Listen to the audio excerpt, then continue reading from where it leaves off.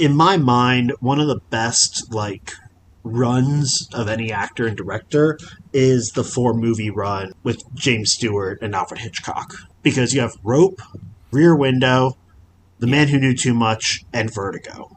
And that is like, to me, that is 3 masterpieces, and then The Man Who Knew Too Much, which has a lot of good stuff. Still very good, yeah. Has a lot of good stuff. I agree with all that, and it's still only marginally better than Hitchcock's run with Cary Grant. This is 4 movies as well, and there's Notorious and North by Northwest in there, To Catch a Thief, which is another one between Rear Window and this. And I can't remember the 4th one.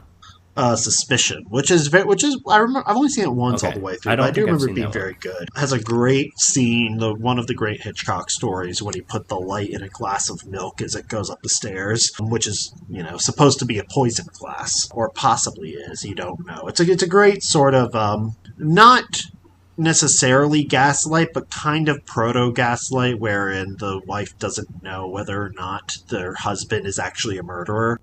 And it's like Gaslight, isn't it? Bergman as well. No, it's Joan Fontaine. Oh, okay, Fontaine. Okay. I believe Ingrid Bergman only made Spellbound and Notorious with Hitchcock.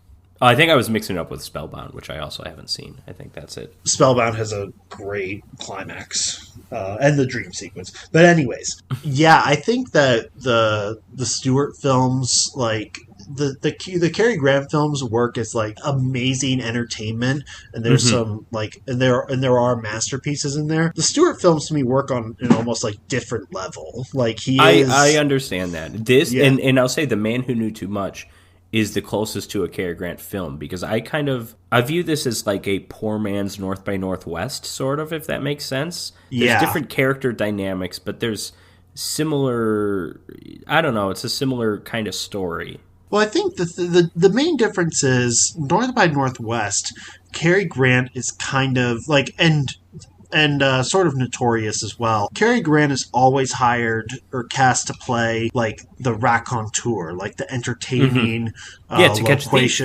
Yeah, exactly. To Catch a Thief. Like, he's always hired to be such a charming guy. And when Hitchcock makes a film with Jimmy Stewart, it's going to be a little bit weirder, a little bit more off, a little bit darker and stranger. And Rear Window, to me, is like one of the best scripts ever made, where every single line is a banger. Every single line. Every Thelma Ritter exchange is amazing. It belongs in a museum. Yeah. God, I mean, even, like the first scene with Grace Kelly, if you just like took that dialogue with the lamp, the lamps and but even every single line between the two of them is just batting back and forth. It's insane to me.